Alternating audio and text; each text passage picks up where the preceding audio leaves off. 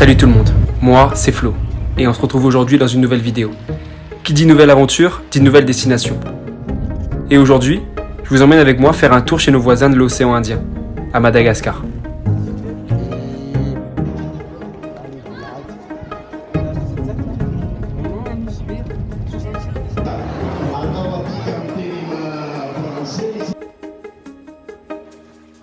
Un pays riche en couleurs, où se cachent des personnes au grand cœur.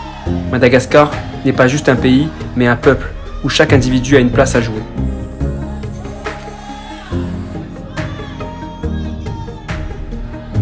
Dans cette vidéo, vous verrez ce que l'on ne montre pas, une réalité que l'on dissimule, mais qui est le quotidien de millions de personnes. Un contraste si prononcé nous laisserait croire à une caméra cachée. Sauf qu'aujourd'hui, la caméra, c'est moi. Et elle ne restera pas cachée. C'est chouette, hein?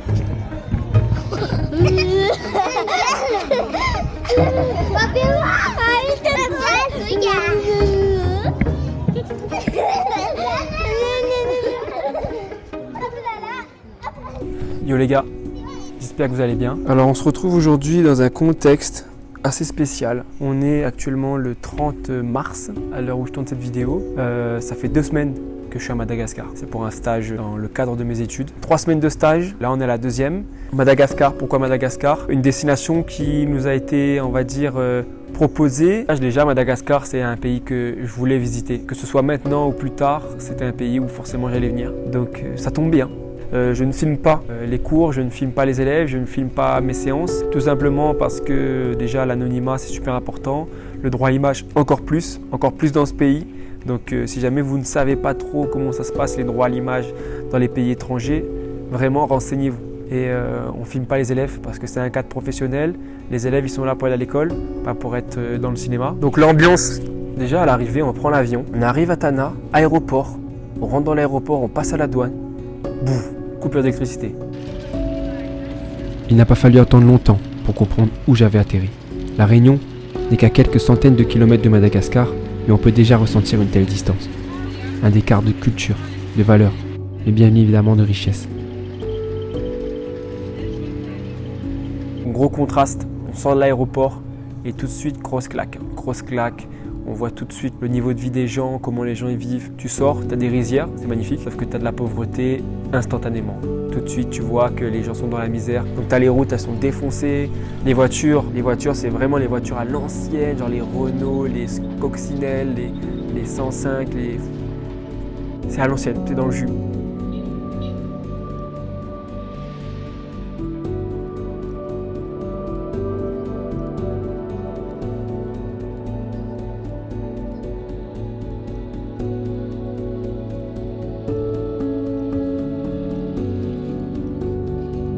Du coup, oui, on arrive à l'hôtel et au début, on rentre dans la rue qui arrive à l'hôtel et on se dit putain, on va aller là. Genre, c'est un bidonville, il n'y a rien, il n'y a pas d'arbres, la terre est rouge, il y a de la boue partout, il y a des trous. La voiture, elle pop sur les côtés et tout. À droite, quand tu arrives, tu es à droite, tu as vraiment un bidonville. Ça veut dire que tu as les maisons en bois sur pilotis, tu as la viande qui sèche dehors, parce qu'on peut appeler ça la viande qui sèche. La viande qui est dehors avec plein de mouches et tout. Et en fait, on tourne à droite. Et après on arrive à l'hôtel, on se dit bon, on va prendre notre mal en patience, on va voir comment ça se passe. Déjà, juste voilà l'eau. Et bien évidemment, le clou du spectacle. Poubelle déjà pleine. Wouhou. Et bien sûr, pour pas oublier, des boissons payantes directement dedans. Voilà. Tu ne peux pas toucher à ça, mais c'est là. Sinon, tout casse, tout paye. J'ai oublié de dire, bah oui, mais là, en fait, on a tout fermé. En fait, là, regarde. Là, t'as une cour, une basse-cour, j'ai envie de dire. T'as une poutre qui est tombée. Normal. Normal. Il y a une poutre, une demi-tonne qui est tombée. Ils ont jamais ramassé. Voilà. Normal. C'est la case de Moon, en fait. Là, t'as une espèce de dépotoir. Ici, t'as carrément la cuisine. Et là, tu montes l'escalier, t'as la case des gens, tout simplement. Des gens qui habitent là. Là, en fait, je vous montrerai tout à l'heure, mais tu sors là, juste là. Tu sors ici, tu vas tout droit, t'as un bidonville de malade. Genre, on n'a pas filmé parce que après, ça fait pitié de fou, genre. Sans rire. Après, comme gros souci qu'on a, c'est l'eau, parce qu'on n'a pas d'eau à l'hôtel. On se baigne au seau d'eau et à la petite épuisette, là, j'ai envie de dire. Ça réveille, mais c'est vrai que certains soirs, là, quand on est arrivé, il commençait vraiment à faire froid parce qu'on est quand même à 1200, 1300 mètres d'altitude à Tana. Et la nuit, il fait froid. Il y a un seau avec le petit truc là pour se baigner. Et mec, pas d'eau. Allez hop.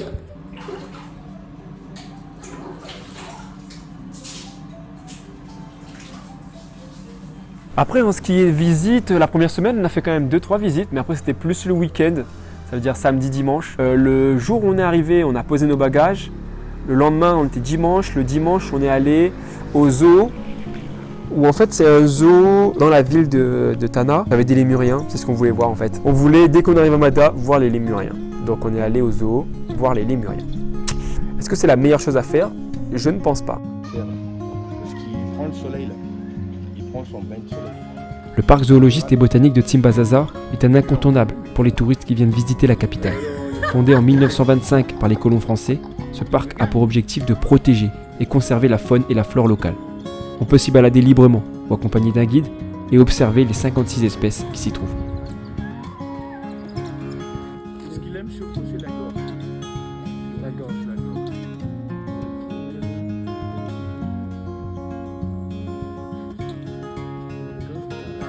Vous voyez sa réaction quand on lui touche la gorge? Elle a peur, c'est elle qui a un peu peur. Après la visite du zoo, je décide de faire un tour aux alentours de l'hôtel. Le quartier me semblait plutôt calme et sécurisé. Un moment idéal pour aller à la rencontre du quotidien des Malgaches qui vivent ici.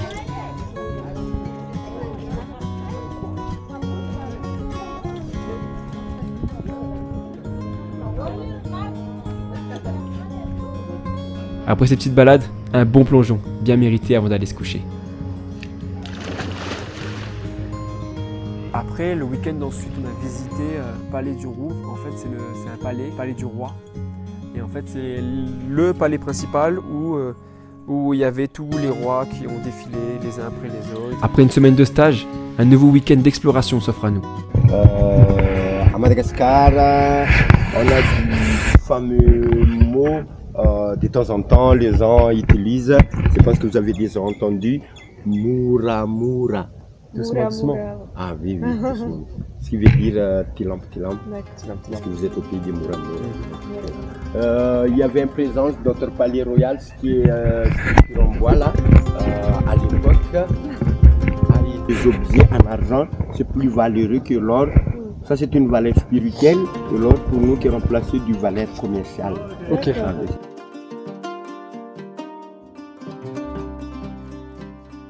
On a montré les tombeaux, jamais pointé avec les doigts. Parce que c'est ce qu'on dit en malgache, c'est tabou. Mais quand on a montré les tombeaux, il fallait plier les doigts comme ça. Mais ça, c'est le tombeau du roi, mais à côté, c'est le tombeau de la reine. Et 57 pour enterrer là, 3 rois ici et 4 reines à côté. Et le corps enterré en dessous de la maisonnette, c'est ce que vous apercevez au-dessus, environ à 7 mètres. Le premier roi, il s'appelait Andrianampouinimerina. C'est un peu long, hein. 80 kilos. Alors pour la petite histoire, cette pierre est un signe de force et de courage pour la population malgache. En effet, ceux qui arrivent à la soulever pouvaient intégrer la garde royale et être vus un peu comme les stars de l'époque. En tout cas moi, je serais malheureusement pas une star pour l'époque. Et si vous allez voyager dans la partie côte est, là-bas il y avait un fameux parc réservoir naturel visitable, Andasibé. Et puis il y a une variété des espèces de lémuriens. On dit c'est l'Indri. C'est le grand lémurien à Madagascar. Donc cette espèce de lémurien a été identifiée simplement dans cette parc réservoir naturel. Mais on ne voit pas ailleurs, quoi.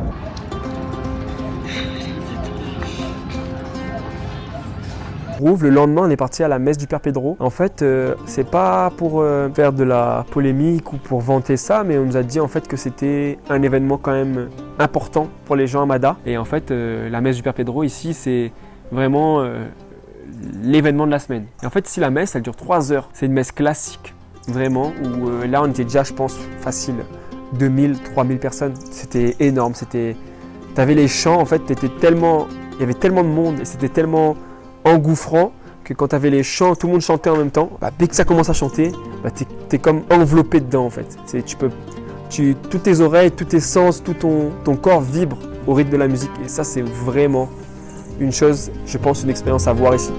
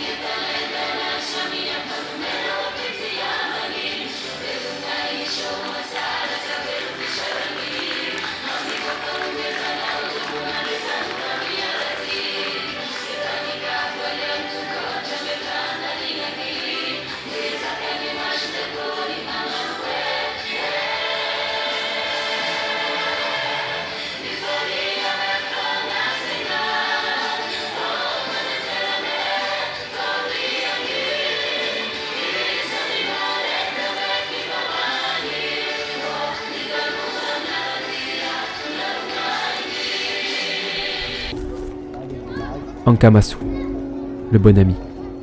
L'association humanitaire Ankamasu, fondée par le père Pedro, a été créée en 1989 pour venir en aide aux personnes pauvres d'Antananarivo qui vivaient dans les décharges et dans la rue de la capitale.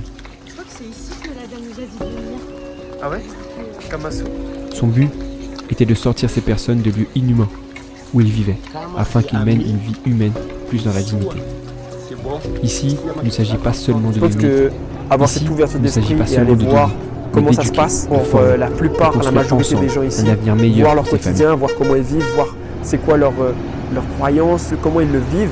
C'est un peu plus comprendre aussi le peuple qui vit ici. La messe, elle finit à 11h et parfois les gens ils font des kilomètres et des kilomètres de route pour venir à la messe du Père Pedro. Donc ces gens-là, quand ils repartent à la fin de la messe, la plupart du temps ils ont fait 3 heures ou le matin ils n'ont rien mangé.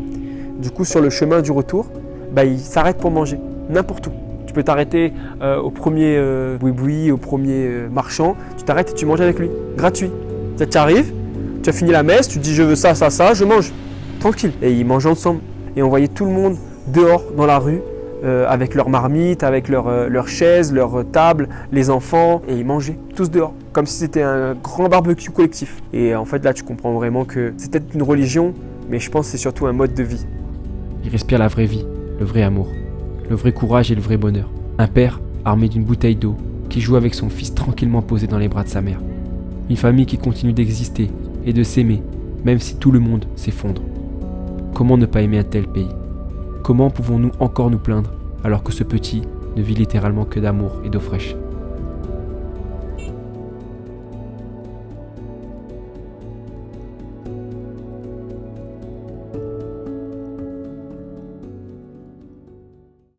Bon, petite surprise du matin. Cafard dans l'eau, voilà, tous nos eaux d'eau infectés, plus d'eau, toujours pas d'eau. Voici un petit peu de gouttes, voilà, 2 gouttes. Après cette leçon de vie et un réveil accompagné d'une bonne surprise, nous prenons le chemin de l'école pour une nouvelle semaine de stage. Alors celle que vous voyez depuis le début, c'est Emma, une autre étudiante qui a été affectée à Madagascar, comme moi. On a décidé de se poser après l'école pour prendre de l'avance sur les prochains jours et échanger sur les expériences que l'on a pu avoir au cours de la journée dans nos classes respectives. Un moment de calme après des journées très rythmées et épuisantes.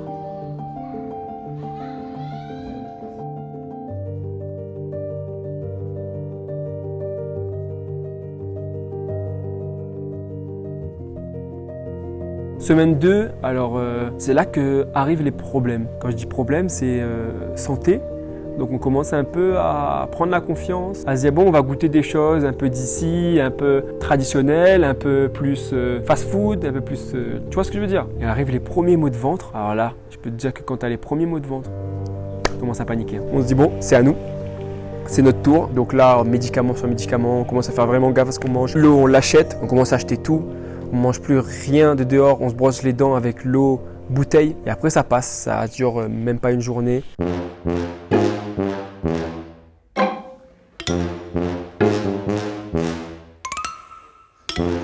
Malade. Comme des chiens, bien malades. Bien. Je peux me lever, mais j'ai les vertiges. Mal au crâne, fièvre. Mal au ventre certaines fois, quand elle a envie. En plus, regardez la couleur de l'eau. C'est l'eau, regarde. Tu vois la petite couleur marronâtre. Sympa, hein? On voit même pas le fond quasiment.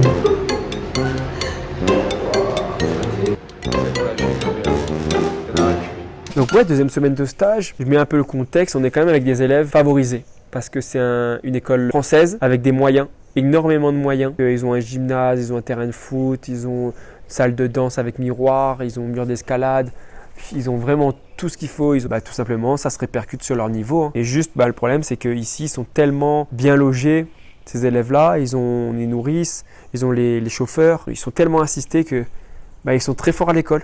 Mais ils ont un très gros problème d'autonomie. Donc comme visite cette semaine-là, la deuxième semaine, on a fait l'île aux enfants. L'île aux enfants, en fait, c'est une association qui a mis en place une école avec un internat pour des enfants qui n'ont pas les moyens d'aller à l'école française ou à l'école traditionnelle. Du coup, ils ont mis en place à l'intérieur d'un bidonville. Quand je vous dis à l'intérieur d'un bidonville, les gars, bidonville, au milieu de ça, il a créé une école. Cette école, ils ont de la maternelle, petite section, jusqu'aux études supérieures. Ça veut dire pour devenir un CAP, BEP et tout.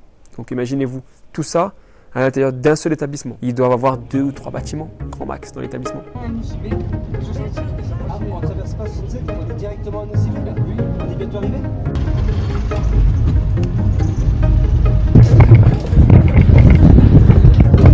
Bon, la direction l'île aux enfants, c'est une école d'ici. Je vous montre un peu les décors, etc. Et voilà, je vous emmène avec moi. Et je parle pas beaucoup dans le vlog, le début face à la caméra. Profitez-en, vous avez des images.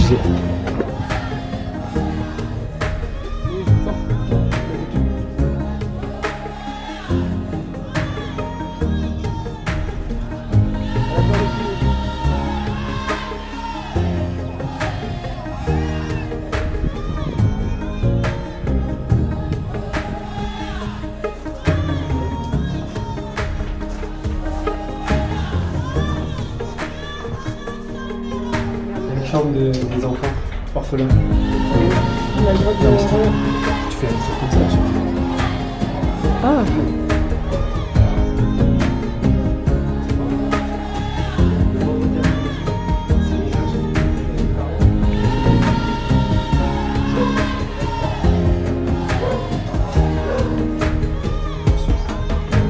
Tu restes de ta vie le meilleur de ta vie.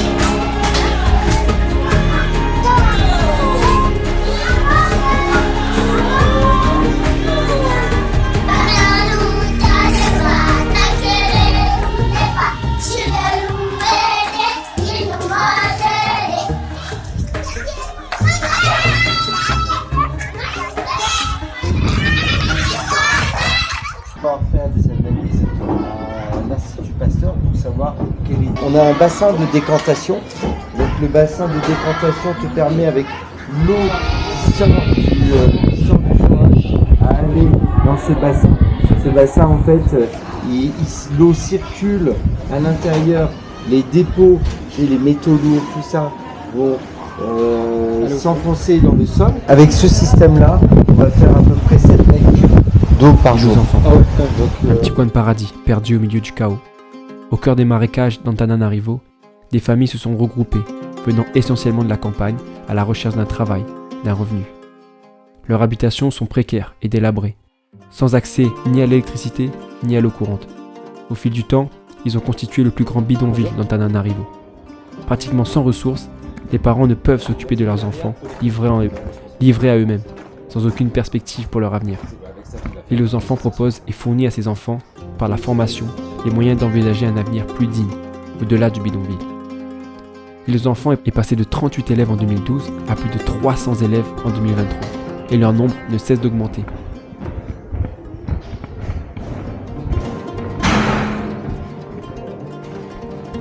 Allez, un petit sourire. Ensemble. Vous vous appelez comment?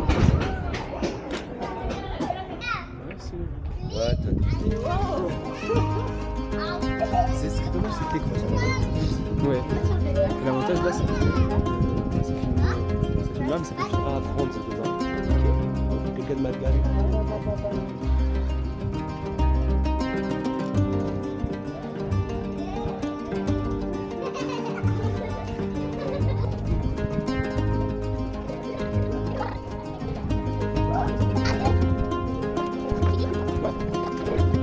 Regarde. Fais pareil. Une grimace. Regarde. Tu vois la grimace, là, regarde. Oh, c'est nous. C'est toi? Fais une grimace, fais.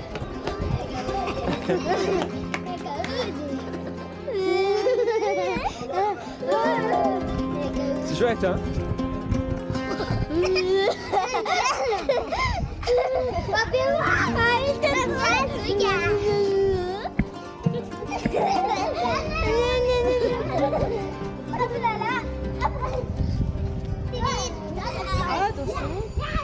Donc comme deuxième ressenti, Mada en fait ça peut faire peur au premier abord. On nous a dit beaucoup de choses, mais franchement, je suis sorti hier soir tout seul dans les rues de Mada la nuit, j'ai rien eu.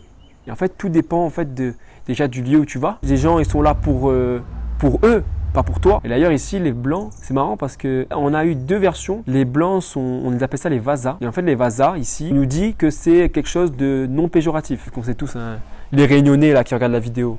On dit aux oreilles, c'est pas pour dire t'es beau, hein. Mais c'est comme ça partout. Chaque peuple a son histoire. Donc là, deuxième semaine, pour l'instant ça se passe bien. On a eu quelques frayeurs, comme j'ai dit, d'estomac, mais rien de grave. Et en gros, on nous a prêté la maison pour 2 jours. Là, Lila, c'est ma tutrice, donc gros merci à elle. Après 3 semaines de stage intense, c'est le moment de quitter la capitale pour une nouvelle destination. Une semaine auparavant, un guide nous avait conseillé d'aller visiter une réserve naturelle dans les provinces de Tamatave, à Andasibe. 5 heures de route nous séparaient de notre paradis perdu au milieu de Madagascar.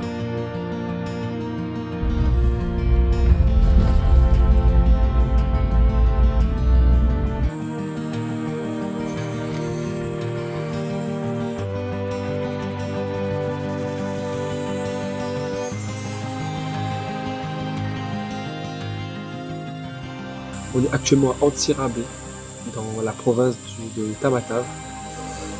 On a quitté Tana. La première semaine, on a fait Tana, deuxième semaine Tana, troisième semaine Tana. Et là, on a quitté Tana, loin de la ville, loin de la pollution, loin d'une misère extrême pour s'apaurer. C'est putain de calme. C'est apaisant. Vraiment. Ce qu'on va faire, c'est vous emmener avec moi. On va faire un petit room tour de la cabane. C'est parti. La cabane. Déjà tu arrives sous la paille. C'est important hein, la paille. Sinon c'est pas cabane. Toile d'araignée en l'air là. Il y a les cabanes, ça ressemble à quoi d'ailleurs. Les mouches c'est important. Petite entrée. Venez. Ensuite, petit lit. Un peu dur le lit, c'est mon chien. Je pense que c'est du bois là-dedans. Ou un truc comme ça, c'est sûr. Écoute ça. C'est du bois. Ici, là-bas, on a un bordel. Ici, salle de bain. Petit miroir. Un truc comme ça là. C'est pour en fait, ça chauffe une partie du truc et ça enlève la buée. Stylé, ingénieux. Voilà. Ensuite, toilette, douche, bonne douche. Assez grande douche. Pas mal, hein. C'est pas mal. J'ai cassé la douche. Oh, elle est cassée. Bon, tant pis, on se casse demain de toute façon.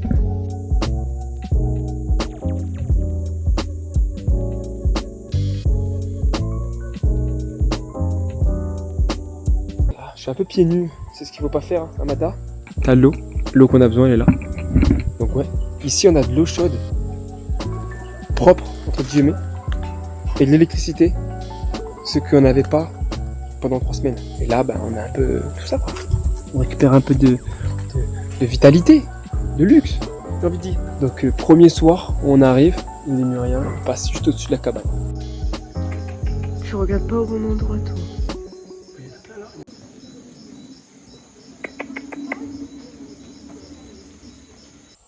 Ah, la cabane est là, il passe au-dessus comme ça, clac, clac, clac, clac, clac, tranquillement. Alors j'ai pas trop filmé hier, j'espère que vous allez bien. La vidéo continue.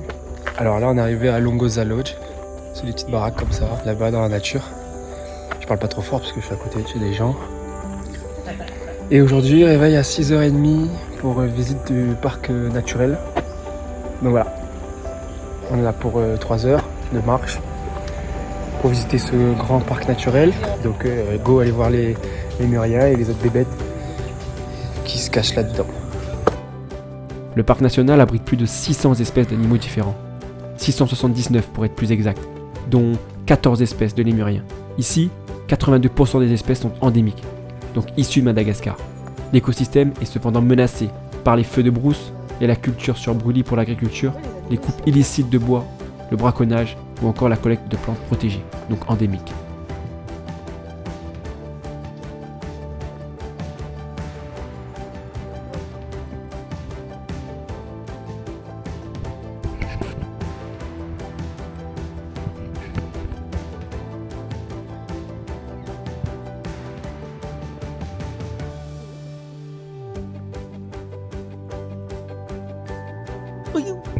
Tu me mords, je te mords.